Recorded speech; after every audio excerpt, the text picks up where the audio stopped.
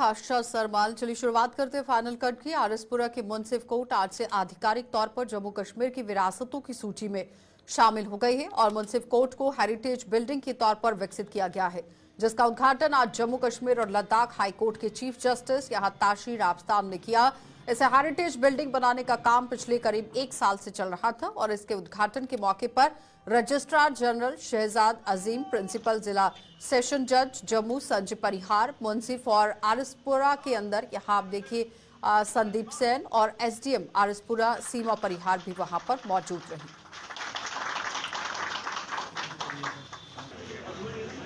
है this is of 1905 munsif court RS Pura, जो oldest court हमारे कॉम्प्लेक्स में है और दिस हेरिटेज बिल्डिंग आप इमेजिन करें 1905 में यहाँ पे इंग्लिश जज भी बैठे हैं और इसकी जुरिडिक्शन अप टू सियालकोट। इसके बाद पार्टीशन के बाद सिचुएशन बिल्ड होगी। इसको हमने प्रपोज किया था कि इसका हेरिटेज कॉम्प्लेक्स बनाया जाए। इसका जो वेन्यूर है वैसा रहेगा, इसमें कोई चेंजेस नहीं लाए जाएंगे। जैसी कि बिल्डिंग वैसी रहेगी, उसको वैसे मेंटेन किया गया। इसमें जो मटेरियल लगा है वो जैसे प्रेसिडेंट हाउस में जो मटेरियल लगता है वो मटेरियल स्टोर करेगा। उसी मटेरियल को दोबारा रिकास्ट करके इसको रीडिज़ाइन किया गया है ताकि आउटर लुक वैसे का वैसा रहे। और आज ऑनरेबल जस्टिस ताशीर अवस्थान जो हमारे एक्टिंग चीफ जस्टिस, उन्होंने इसको इनाग्रेट किया है dedicated to the litigants to the bar, ताकि मुंसिफ कोर्ट पिछले 1 साल से मेकशिफ्ट कोर्ट पे काम कर रहे थे, अब यहाँ पे कोर्ट में शिफ्ट करेंगे। हमारा ये भी लॉर्डशिप का ये प्रपोजल है कि आरएसपुरा के लिए सेपरेट एक कोर्ट बिल्डिंग बनाई जाए, क्योंकि यहाँ पे लिटिगेंट्स के लिए, एडवोकेट्स के लिए बैठने की जगह कम है और सो दैट हमारे पास काफ़ी लैंड है यहाँ पर 142 कनाल है।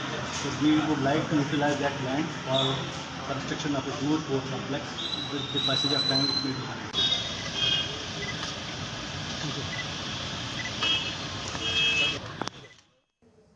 तो नेशनल कॉन्फ्रेंस ने केंद्र सरकार के द्वारा आप देखिए किस तरह से पहले काम तो किया गया था, लेकिन फिलहाल नेशनल कॉन्फ्रेंस ने केंद्र द्वारा हाल ही में पेश किए गए बजट पर सवालिया निशान लगा दिए हैं। नेशनल कॉन्फ्रेंस ने बजट में जम्मू कश्मीर को पूरी तरह से अनदेखा करने का आरोप लगाते हुए बजट में यहां स्पेशल पैकेज की घोषणा न होने पर ऐतराज जता दिया। पूर्व मंत्री और नेशनल कॉन्फ्रेंस के वरिष्ठ नेता अजय सडोत्रा ने कठुआ में आज पार्टी कार्यकर्ताओं के साथ बैठक करने के बाद पत्रकारों के सवालों के जवाब में आप देखिए किस तरह से आरोप लगा दिए। उन्होंने भाजपा को आड़े हाथों लेते हुए कहा कि भाजपा की कथनी और करनी में बेहद अंतर है। यही वजह है कि अब जम्मू सूबे में भी आतंकवाद जोर पकड़ रहा है। इससे पहले अजय सडोत्रा और पार्टी के संभागीय अध्यक्ष रतन लाल गुप्ता ने कार्यकर्ताओं के साथ बैठक कर 7 अगस्त को नेशनल कॉन्फ्रेंस के प्रदेश उपाध्यक्ष उमर अब्दुल्ला के दौरे को लेकर भी विचार विमर्श किया। बजट से जम्मू कश्मीर के नौजवानों लिए स्पेशल पैकेज बन रहा है।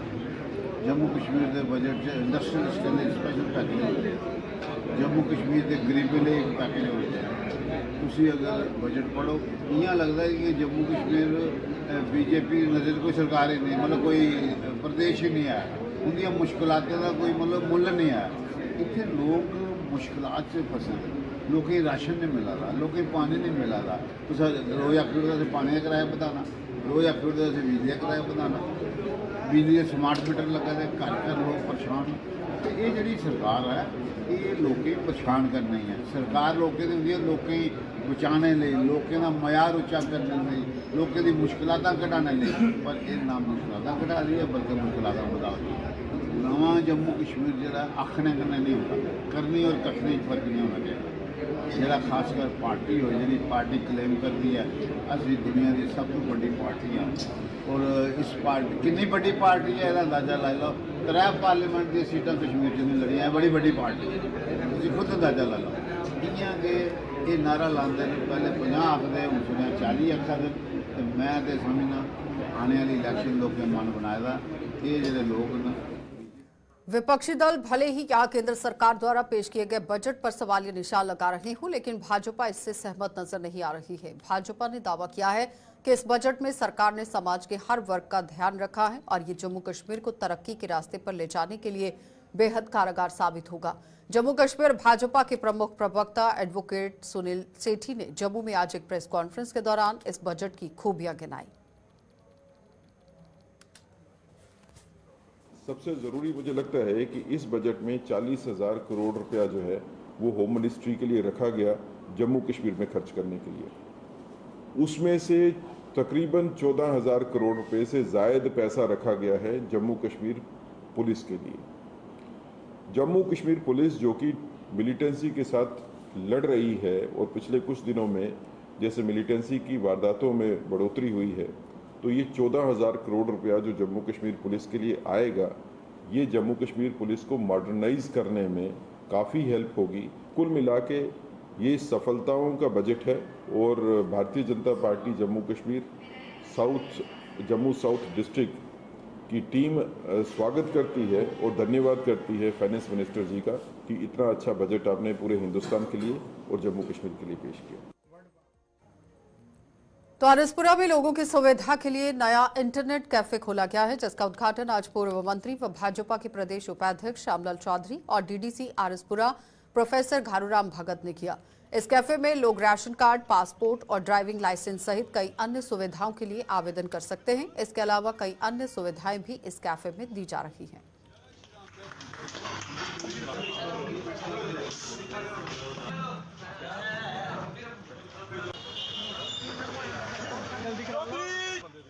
आज यहाँ इस आरएसपुरा में हमारे उत्तम जी ने साइबर कैफे की काम जो खोला गया है, क्योंकि आजकल हर चीज़ ऑनलाइन सिस्टम है। हर कोई भी चीज़ चाहे रेवन्यू में, चाहे पुलिस में, चाहे किसी भी डिपार्टमेंट में कोई भी चीज़ लेनी हो तो बगैर ऑनलाइन सिस्टम के नहीं होती।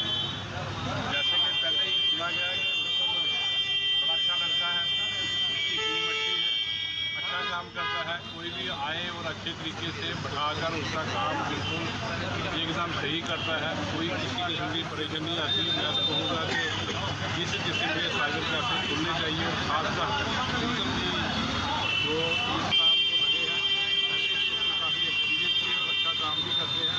आगे भी जितने हम सब लोग हैं इससे अच्छे तरीके से काम कराएँ। ये जो काम को लगा है, इस काम में ये दिन दुगनी रात दुगनी तरक्की करें और अपने घर परिवार के अच्छे तरीके से जाए और इसको अच्छे तरीके से फायदा मिले। हम सब मिलकर। तो जम्मू कश्मीर पुलिस में भर्ती के लिए आयु में छूट देने की मांग जोर पकड़ती जा रही है। जम्मू में आज कुछ युवाओं ने प्रदर्शन कर इस मांग को जोर शोर से उठाया। इन युवाओं के मुताबिक देश के अन्य राज्यों और केंद्र शासित प्रदेशों में पुलिस में भर्ती के लिए आयु में छूट दी जाती है, लिहाजा जम्मू कश्मीर में भी ये छूट मिलनी चाहिए।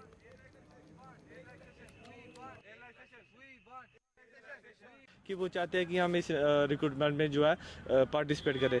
तो उसमें जो अभी जब जो 2 साल में 3 साल में जो है पहले चाहते थे नोटिफिकेशन आने वाली वो आए नहीं, तो उस समय एलिजिबल थे, अभी वो अनएलिजिबल हो गए इस समय। तो इसका कारण यही है, जो अभी कम से कम एक जुबा नहीं है, जो दिखने में बहुत कम दिख रही है, इसमें कम से कम 2-3 लाख जुबा है।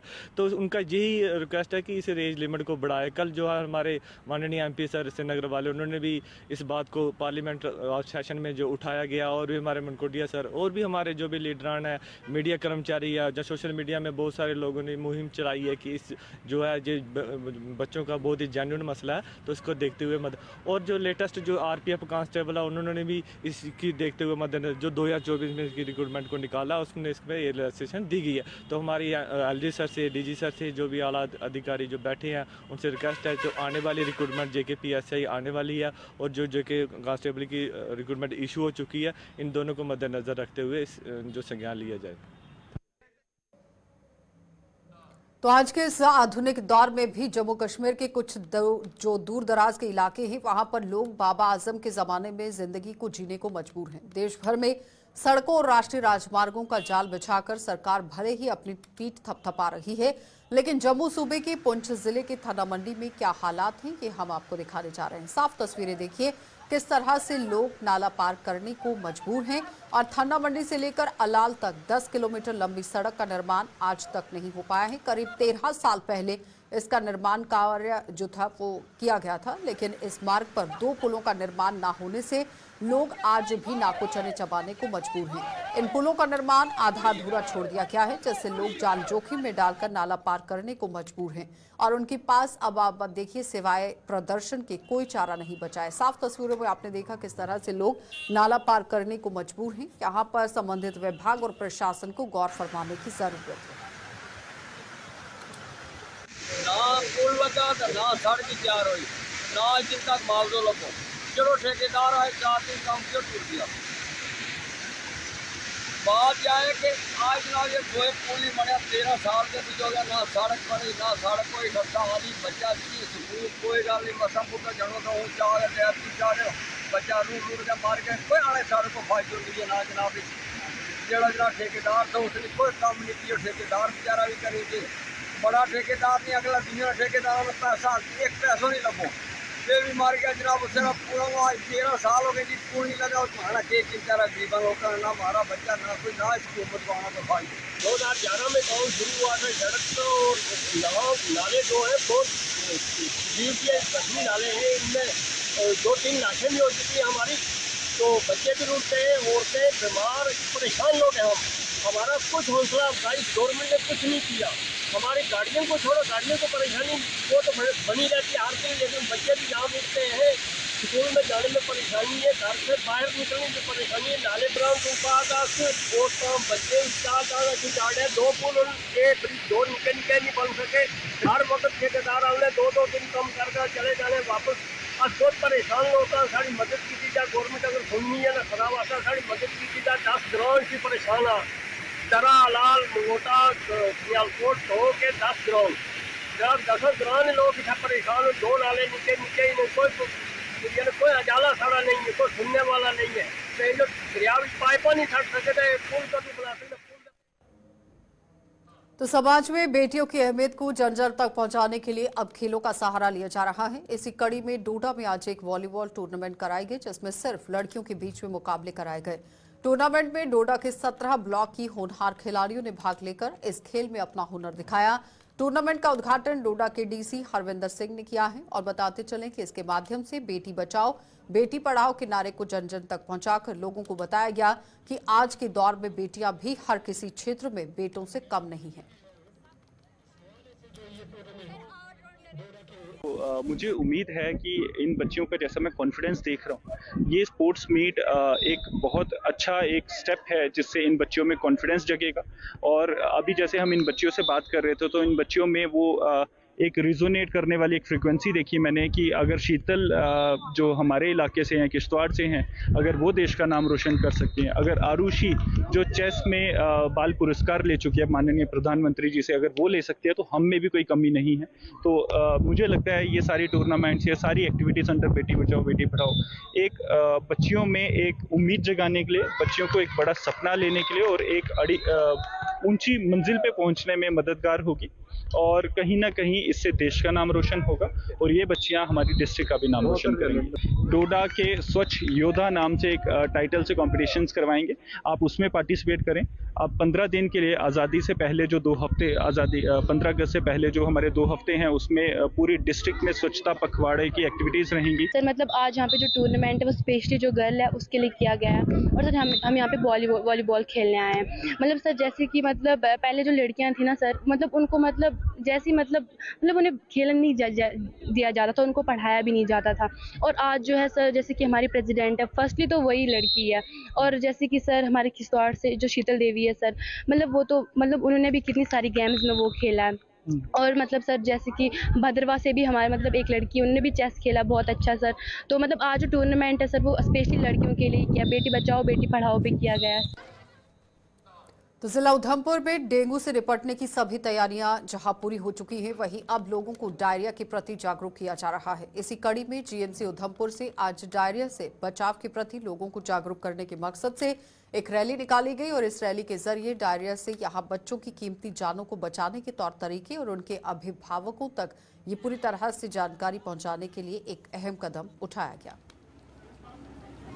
हम ये रैली निकाल रहे हैं स्टॉप डायरिया कैंपेन के लिए, जो government of India ministry of health and family welfare ने 2 महीने का लंबा प्रोग्राम स्टार्ट किया है, जिसमें हम लोगों को रैली के थ्रू डायरिया कंट्रोल के लिए जागरूक करेंगे। क्योंकि हर साल डायरिया से लगभग 3 लाख बच्चों की मौत होती है।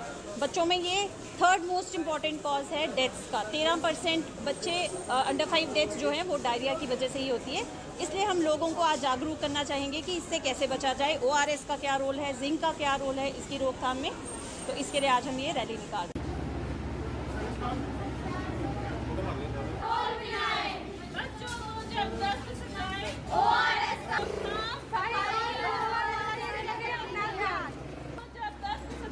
ORS का गोल पिला